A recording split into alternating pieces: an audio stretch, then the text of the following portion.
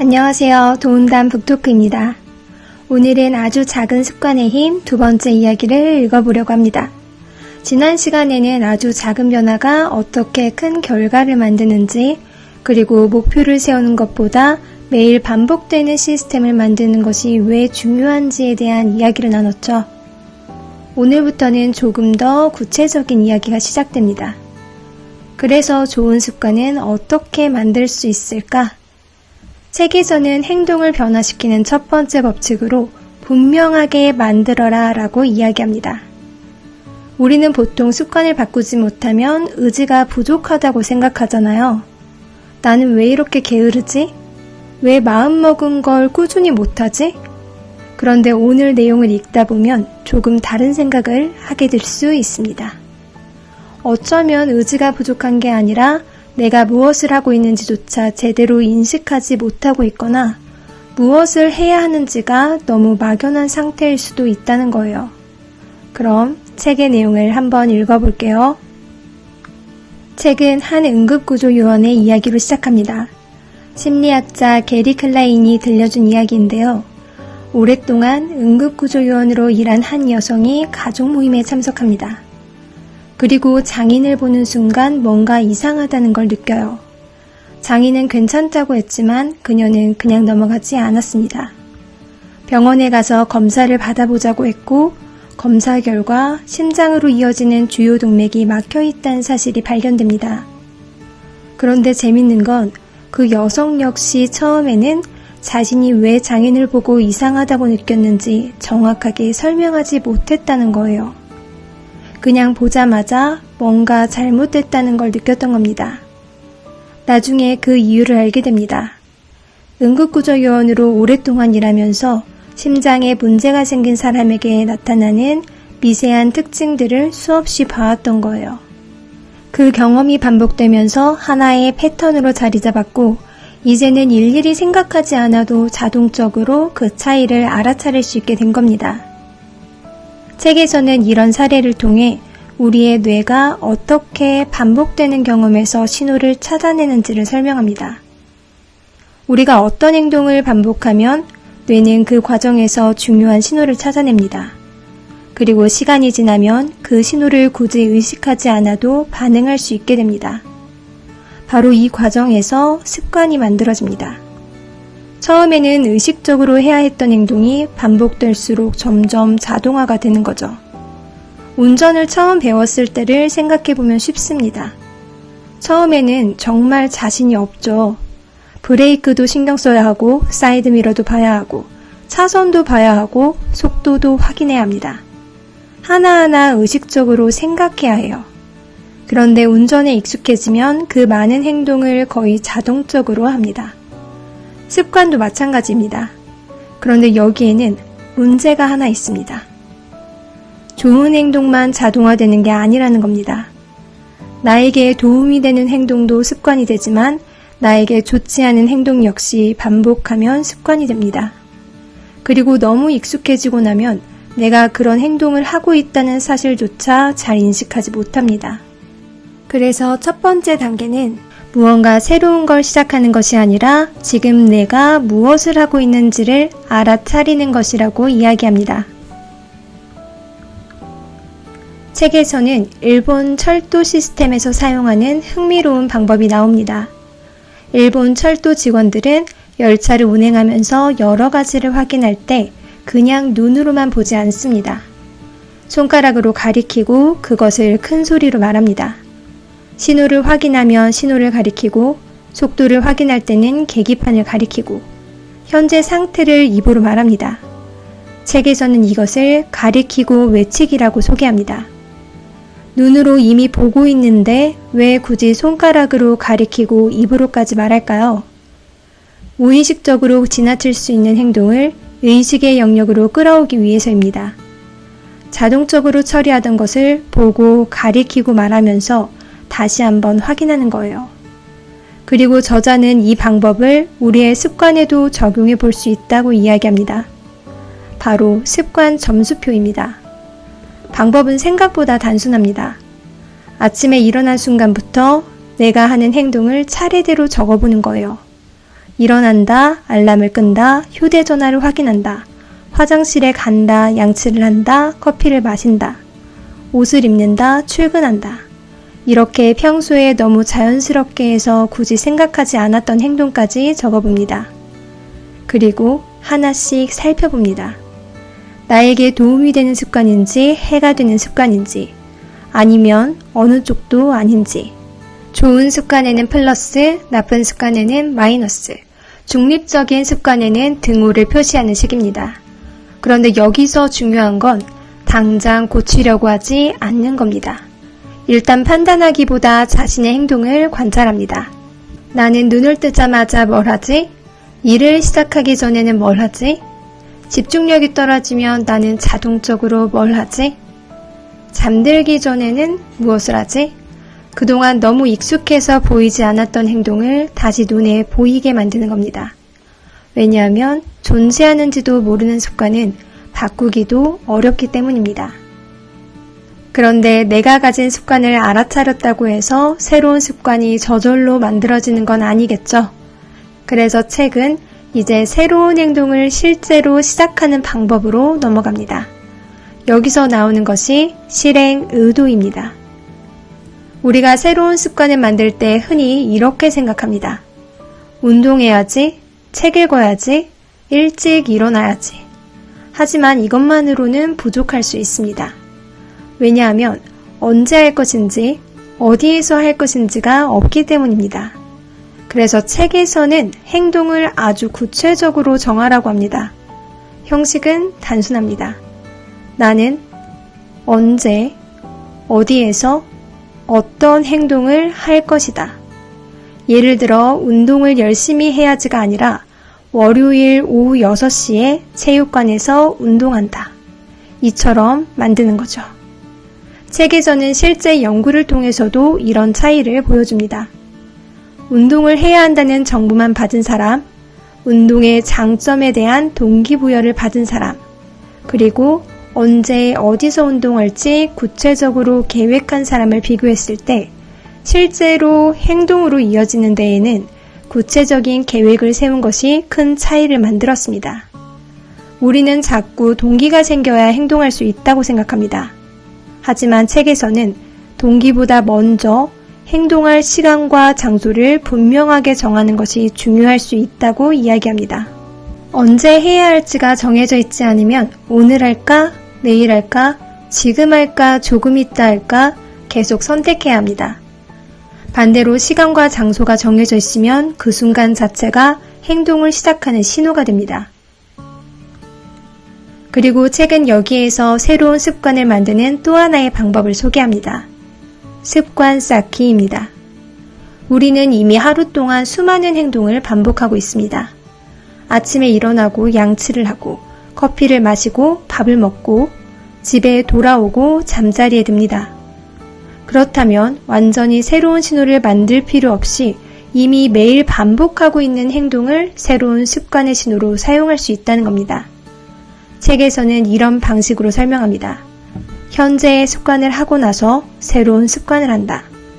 예를 들어 아침에 커피를 내리고 나서 1분 동안 명상을 한다. 퇴근하고 신발을 벗고 나서 운동복으로 갈아입는다. 양치를 하고 나서 책을 읽는다. 이런 식입니다. 이미 단단하게 자리 잡은 행동 뒤에 새로운 행동 하나를 붙이는 거죠.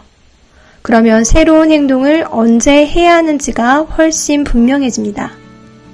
그런데 책에서는 아무 습관 뒤에나 붙이면 되는 것은 아니라고 말합니다. 내가 새롭게 만들고 싶은 행동과 시간이나 장소가 맞아야 하고 가능하면 매일 안정적으로 반복되는 행동을 신호로 선택하는 것이 좋습니다. 결국 여기에서도 중요한 것은 같습니다. 새로운 행동을 생각나면 해야지가 아니라 어떤 신호 뒤에 시작할 것인지 분명하게 만드는 것. 책은 이제 환경에 대한 이야기로 넘어갑니다. 우리는 보통 내가 하는 행동을 내 의지로 결정한다고 생각합니다. 그런데 실제로는 우리 주변에 무엇이 보이는지, 어디에 놓여 있는지, 어떤 공간에 있는지에 따라 행동이 상당히 달라질 수 있습니다. 책에는 병원, 구내식당에서 진행된 사례가 나옵니다. 사람들에게 건강교육을 한 것도 아니고 물을 더 많이 마시라고 설득한 것도 아닙니다. 대신 환경을 바꿨습니다. 원래 특정 위치에 있던 생수를 사람들의 눈에 더 잘 띄는 여러 장소에 배치했습니다.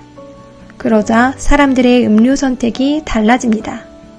누가 옆에서 물을 마셔야 건강합니다 라고 말하지 않았는데도요.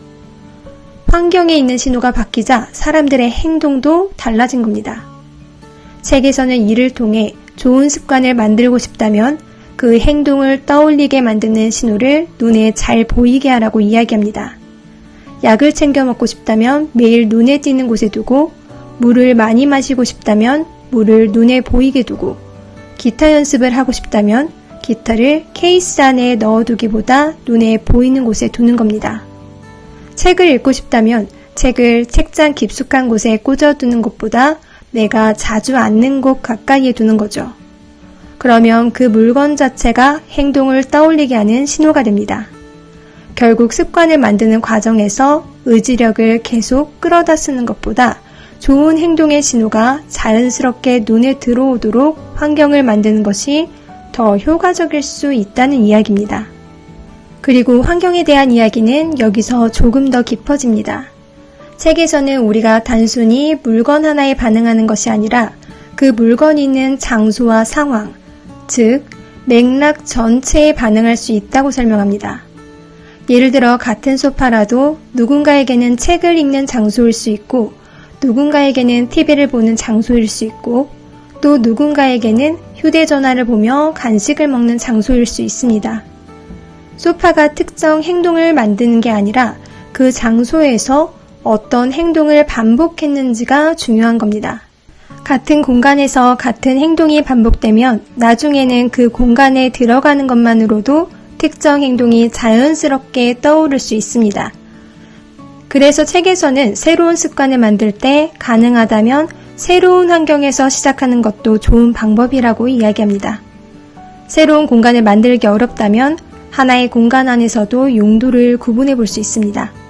일하는 곳에서는 일을 하고, 책 읽는 곳에서는 책을 읽고, 쉬는 곳에서는 쉬는 식으로요. 공간과 행동의 관계를 가능한 한 분명하게 만드는 겁니다. 결국 여기까지의 내용을 보면 좋은 습관을 만들기 위해서는 내가 지금 어떤 행동을 반복하고 있는지 알아차리고, 언제 어디에서 새로운 행동을 할지 정하고, 이미 하고 있는 습관 뒤에 새로운 습관을 연결하고, 그 행동을 떠올릴 수 있도록 환경에 신호를 만들어 두는 것. 이것이 행동 변화의 첫 번째 법칙입니다. 그런데 여기 책에서는 반대의 경우도 이야기합니다.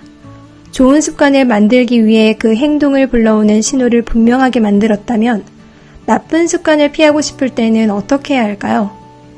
책에서는 첫 번째 행동 변화 법칙을 반대로 적용합니다. 보이지 않게 만들어라. 우리는 보통 나쁜 습관을 고치려면 자제력이 강해야 한다고 생각합니다. 유혹이 있어도 참아야 하고, 하고 싶어도 견뎌야 하고, 마음을 단단히 먹어야 한다고 생각하죠. 그런데 책에서는 자제력이 높은 사람들을 조금 다르게 바라봅니다. 이 사람들이 언제나 유혹 앞에서 강한 의지력을 발휘하는 것은 아니라는 겁니다. 오히려 유혹을 느낄 만한 상황에 노출되는 횟수 자체가 적을 수 있습니다. 즉, 유혹을 잘 참는 것보다 유혹을 피할 수 있는 환경을 만드는 것이 더 쉽다는 거죠. 나쁜 습관 역시 어떤 신호에서 시작됩니다. 휴대전화가 눈앞에 있으면 별 생각 없이 화면을 확인하고, 먹을 것이 눈에 보이면 배가 고프지 않아도 손이 갈 수 있습니다. TV가 켜져 있으면 잠깐만 보려고 했다가 계속 보게 될 수도 있고요. 그렇다면 나쁜 습관을 없애는 방법 중 하나는 그 행동을 하지 않으려고 계속 나 자신과 싸우는 것이 아니라 그 행동을 떠올리게 만드는 신호를 환경에서 없애는 것입니다. 집중해서 일하고 싶은데 자꾸 휴대전화를 확인하게 된다면 휴대전화를 옆에 두고 참는 것이 아니라 아예 다른 공간에 두는 겁니다. 결국 책에서 말하는 방법은 생각보다 단순합니다. 좋은 습관의 신호는 분명하게 만들고 나쁜 습관의 신호는 보이지 않게 만드는 것. 한번 만들어진 습관은 그 행동을 불러오는 신호를 만났을 때 다시 나타날 수 있습니다. 그래서 계속 하지 말아야지, 참아야지 라고 생각하는 것보다 처음부터 그 생각이 덜 떠오르도록 환경을 바꾸는 것이 더 효과적일 수 있습니다. 좋은 습관을 만들고 싶다면 분명하게 만들어라. 반대로 나쁜 습관을 피하고 싶다면 보이지 않게 만들어라. 이것이 첫 번째 행동 변화 법칙과 그 반전입니다. 제가 이 부분을 읽으면서 요즘 우리가 무언가를 배우는 방식에 대해서도 생각해 봤어요. 사실 요즘은 무언가를 배우는 게 정말 쉬워졌잖아요. AI를 통해서도 배울 수 있고 유튜브를 찾아봐도 되고 책을 통해서도 정말 많은 정보를 얻을 수 있어요. 알고 싶은 게 생기면 바로 찾아볼 수 있을 정도로 정보가 넘쳐납니다. 그러다 보니 예전보다 우리가 알고 있는 것도 정말 많아졌어요. 그런데 가만히 생각해보면 안다고 해서 반드시 행동하는 건 아니더라고요. 좋은 방법을 알게 됐다고 해서 그날 바로 실천하는 것도 아니고 한번 실천했다고 해서 그게 계속 반복되는 것도 아니죠. 그래서 이런 말도 있잖아요. 아무리 다 알려줘도 어차피 할 사람만 한다. 저도 공방 선생님들을 대상으로 수업을 하면서 이 말을 정말 많이 느껴요. 그리고 이번 내용을 읽으면서 제가 왜 수업을 단순히 알려주는 방식이 아니라 챌린지 형식으로 진행하고 있는지도 생각해보게 됐어요. 공방 인스타그램 하나만 해도 신경 써야 될 게 정말 많잖아요. 프로필도 정해야 하고 스토리도 올리고 피드도 올려야 되고 릴스 기획부터 영상 촬영 편집까지 또 인사이트도 분석하기까지 정말 해야 될 게 많아요. 이렇게 많은 걸 한꺼번에 배우면 알게 되는 건 정말 많을 수 있어요. 그런데 막상 수업이 끝나면 그래서 나는 지금부터 뭘 해야 하지? 이렇게 될 수 있거든요. 그래서 저는 모든 걸 한꺼번에 하게 하지 않고 하나씩 작게 나눕니다. 한 가지를 배우고 나면 미션이라는 신호를 주는 거예요. 프로필을 배웠다면 내 프로필을 직접 수정하는 미션. 릴스를 배웠다면 직접 하나를 만들어 올리는 미션. 그냥 오늘 이런 걸 배웠으니까 한번 해보세요 하고 끝나는 게 아니라 이번에는 이 행동을 해보세요 라는 분명한 신호를 만들어 드리는 거죠. 그러면 알고 있는 것에서 끝나지 않고 실제로 한번 행동하게 됩니다. 그리고 한번 했다고 해서 바로 내 것이 되는 것도 사실 아니잖아요. 그래서 그 다음에는 루틴 챌린지를 통해 반복하게 해요. 처음에는 미션이란 신호가 있어서 시작했던 행동들이 계속 반복되면서 익숙해지고 나중에는 누가 미션을 주지 않아도 자연스럽게 내가 하는 일이 되도록 하는 거죠. 이번 책을 읽으면서 그래서 행동하게 만드는 분명한 신호가 필요하구나 라는 생각을 다시 했습니다. 우리는 이미 정말 많은 것을 알고 있어요. 어쩌면 지금 나에게 필요한 것도 새로운 지식 하나를 더 배우는 게 아니라 이미 알고 있는 것 중 하나라도 실제로 행동하게 만드는 것일 수도 있겠다는 생각이 들었어요. 모든 것을 한꺼번에 바꾸려고 하기보다 하나씩 지금 해야 할 행동을 분명하게 만들고 그 행동을 시작하게 하는 신호를 만들고 그걸 반복하는 것. 책에서 이야기한 분명하게 만들어라라는 말이 저에게는 그렇게 와닿았습니다. 오늘 아주 작은 습관의 힘에서는 행동 변화의 첫 번째 법칙, 분명하게 만들어라에 대한 이야기를 읽어봤습니다. 먼저 내가 어떤 행동을 반복하고 있는지 알아차리는 것. 새로운 습관을 만들고 싶다면 언제, 어디에서 무엇을 할 것인지 분명하게 정하는 것. 이미 하고 있는 습관에 새로운 습관을 연결하는 것. 그리고 좋은 행동을 떠올릴 수 있도록 내 주변의 신호와 환경을 만드는 것. 반대로 나쁜 습관을 피하고 싶다면 그 행동을 계속 참으려고 하기보다 그 행동을 불러오는 신호를 보이지 않게 만드는 것. 결국 첫 번째 법칙의 핵심은 좋은 습관은 분명하게, 나쁜 습관은 보이지 않게. 이렇게 정리해 볼 수 있을 것 같아요. 그리고 저는 이번 파트를 읽으면서 우리가 몰라서 못하는 것만은 아닐 수도 있겠다라는 생각을 했습니다. 이미 알고 있는 것들 중에서 오늘 내가 행동할 한 가지를 분명하게 만들고 그 행동을 시작할 수 있는 신호를 만들어두고 그것을 반복하는 것. 어쩌면 우리가 원하는 변화를 만드는 건 새로운 것을 계속 더하는 것보다 이미 알고 있는 하나를 실제 행동으로 옮기는 것에서 시작될지도 모르겠습니다. 오늘은 여기까지 읽어볼게요. 다음 도운담 북토크에서도 아주 작은 습관의 힘의 다음 이야기를 계속 함께 읽어보겠습니다. 오늘도 함께 해주셔서 감사합니다.